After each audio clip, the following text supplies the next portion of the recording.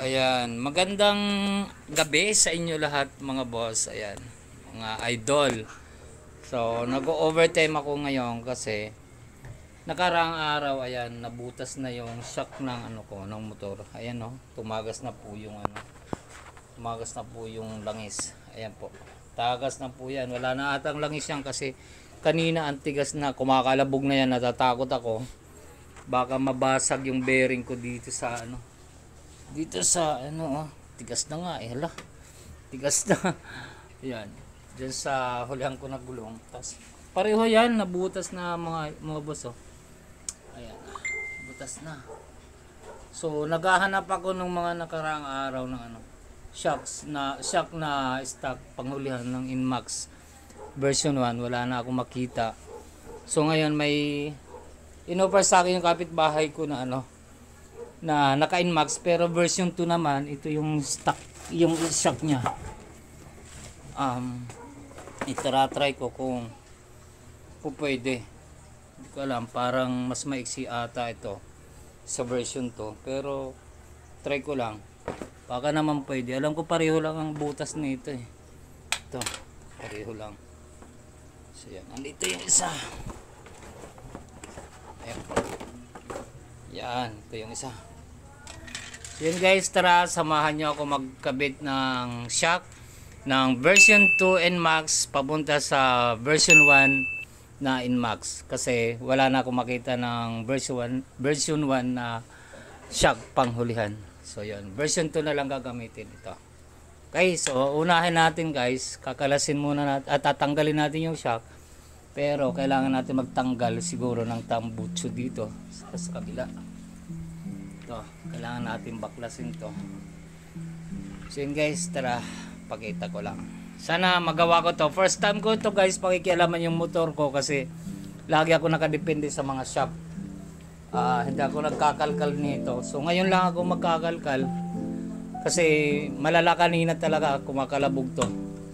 So gagamitin ko kasi bukas yung motor para medyo safe naman tayo.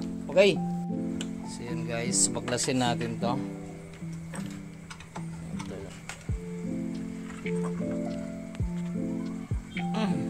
Abay, tigas. Di kaya.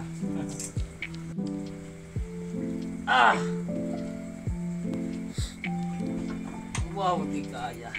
Yes. Buksan na natin to. Matigas kanina, pero ano, pupukin na lang natin.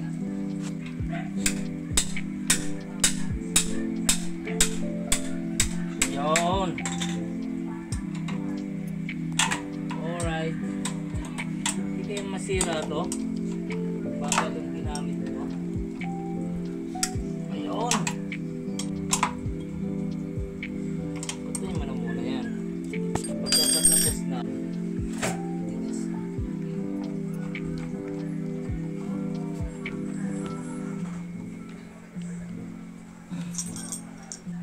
Kailangan natin alisin to, itong ano, para ilagay dito kasi maluwag yan, hindi pwedeng walang ganito. Parang sing-sing. So yan, ano lang natin, pupukin lang. Ewan ko kung tama tong ginagawa ko. Basta ano to, DIY ko na lang to.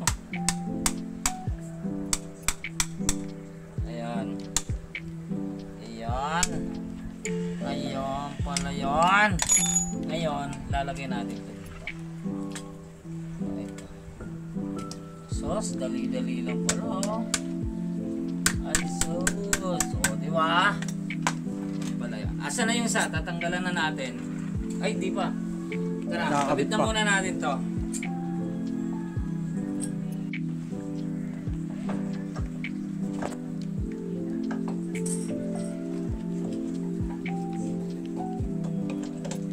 Yaon. Alright. Tapos, ito ilalagay natin. Pasok mo kayo muna doon sa baba pa. Maiksi nga. Oo. Pero malit lang. Malit lang oh. Okay na yan. Papantay naman po yata yun. Okay na oh. Mapapansin nyo guys oh. Bitin. Bitin oh. Bitin. Pero malit lang. Tara. Try natin to. Check na lang natin.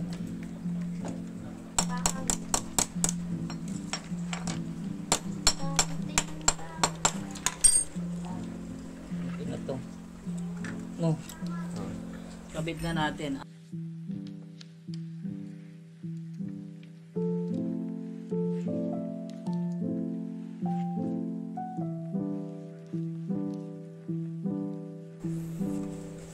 Siya pa.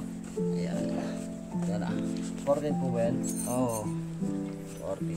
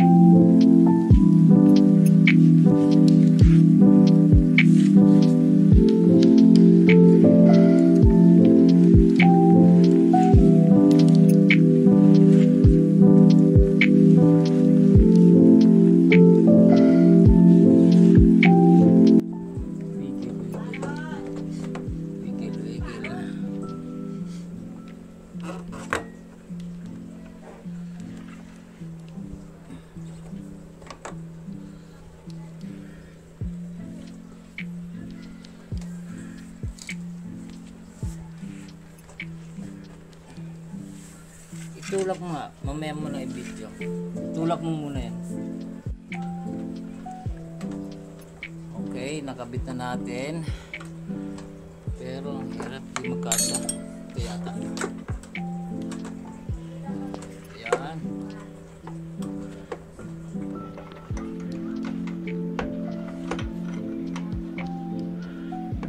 Okay. So guys, ito na tayo dito sa problema.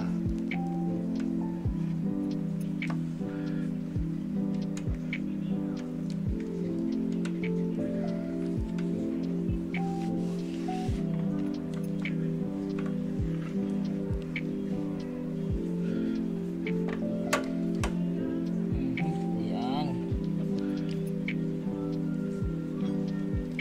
Ano to? Malit lang? Doon sila to? Ha?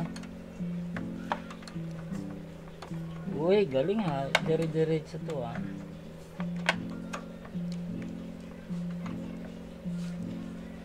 Okay. Alright. Yan. Higpit na lang tayo. Higpit.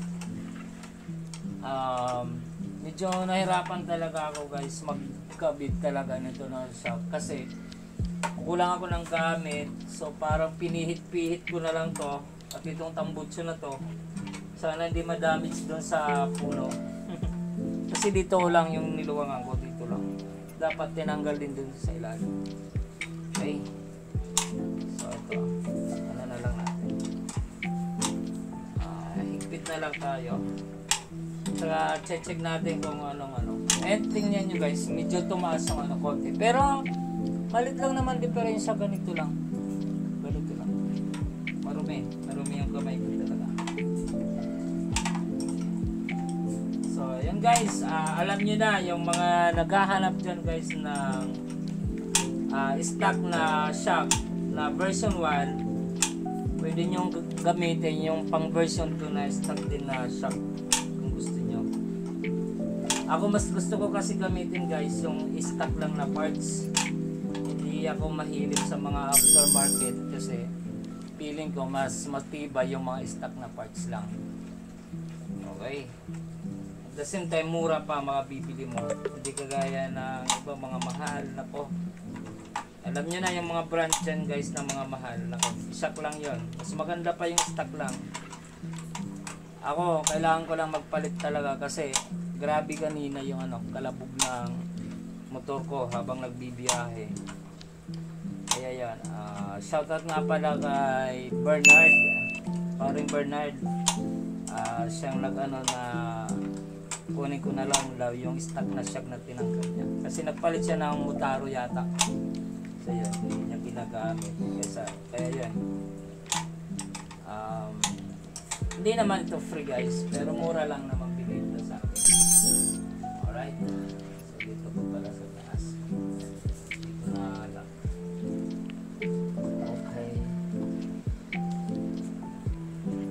Dungis na. Sarap matulog nito. Walang linis, no? Walang linis. Diretso tulog.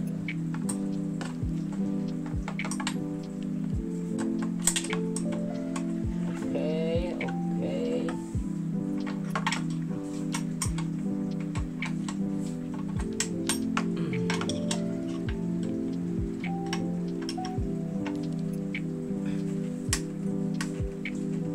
Okay.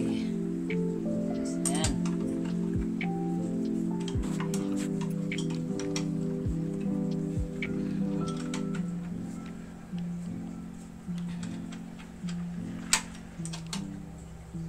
Okay. Okay, wala nang tinagal sa kabila na lang. Check natin dito yung maliit na to. Asa na yun, ano? Ito. Ay, sorry.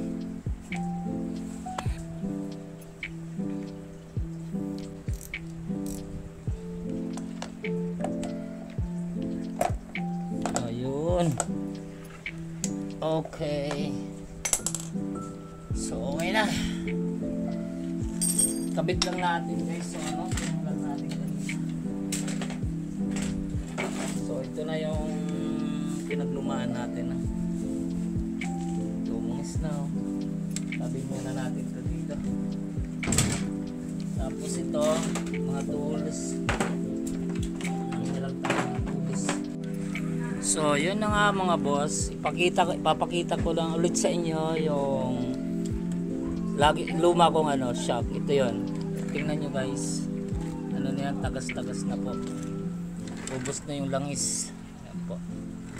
So, ito na guys yung bago nating ano, shock, galing sa version 2. Ayan po, medyo maiksi lang siya ng konti kasi sa kabila. Ayan, okay naman, fit na fit din naman kahit medyo maiksi lang ng konti, pero goods naman, goods na goods talaga. So yung guys, ayan, pakita ko lang, medyo tumas lang yung gulong pagka nakasindol start. So yan, ayan, okay na naman yung motor natin. Pakita ko lang. Marumi pa, marumi. Nahirapan lang ako kagabi kasi kulang ako ng tools. So, dukot-dukot ang nangyari. Dukot-dukot talaga. Okay, biyahe na muna tayo guys. Maraming salamat. Bye.